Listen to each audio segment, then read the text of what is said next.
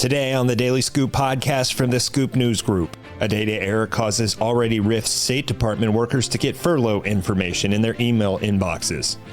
And furloughed Education Department workers are shocked after automatic email replies are changed to blame the shutdown on Democrats. It's Friday, October 3rd, 2025. Welcome to the Daily Scoop podcast, where you'll hear the latest news and trends facing government leaders. I'm the host of the Daily Scoop podcast, Billy Mitchell. Thanks so much for joining me. And now let's dive into the day's top headlines.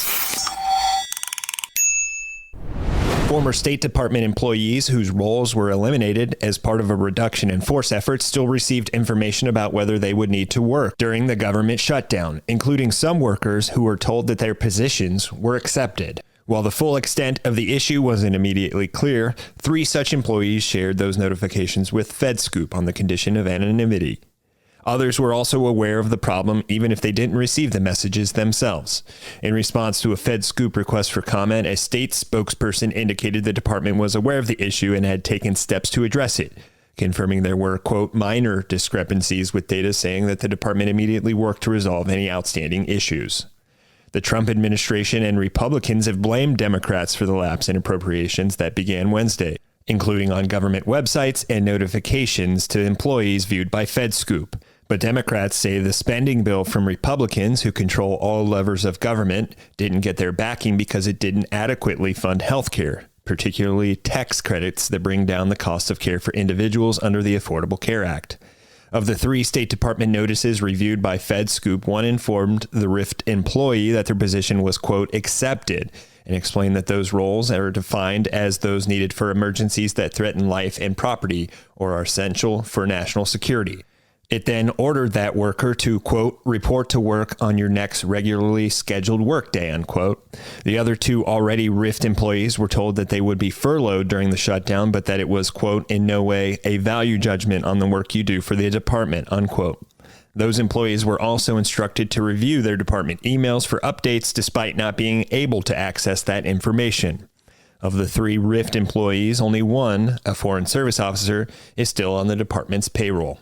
Now moving on to other news. As employees at the Education Department prepared for a looming government shutdown this week, several set an automatic email reply to inform others of their furloughed status. But by Thursday morning, some furloughed workers discovered that their automatic email replies had been altered without their knowledge to include a message blaming Democratic senators for the ongoing government shutdown. According to 2 furloughed Education Department employees, the agency sent workers suggested language to use for their out-of-office messages earlier this week, but the language was neutral regarding the shutdown. One of the employees, speaking on the condition of anonymity, told FedScoop they and other furloughed staff mostly cut and paste from the suggested language with little to no changes when setting their automatic replies.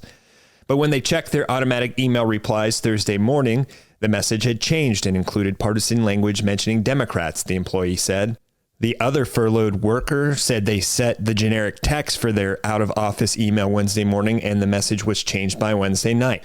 On Thursday morning, both employees said their automatic replies read, quote, thank you for contacting me. On September 19th, 2025, the House of Representatives passed a clean continuing resolution. Unfortunately, Democratic senators are blocking passage of that in the Senate, which has led to a lapse in appropriations, unquote. Another agency staffer who has been on administrative leave since March told FedScoop their automatic reply was also switched without their knowledge to the partisan messaging. For more news at the intersection of the federal government and technology, make sure to visit fedscoop.com. Thanks so much for tuning in to another episode of the Daily Scoop podcast, available on all podcast platforms. If you've already rated the podcast on your platform of choice, thanks so much. High ratings and good reviews of the show help more people to find it. The Daily Scoop podcast is a production of the Scoop News Group in Washington, D.C. Adam Butler and Carlin Fisher help put the show together, and the entire Scoop News Group team contributes. We'll be back next week with more top headlines. Until then, I'm your host, Billy Mitchell. Thanks so much for listening.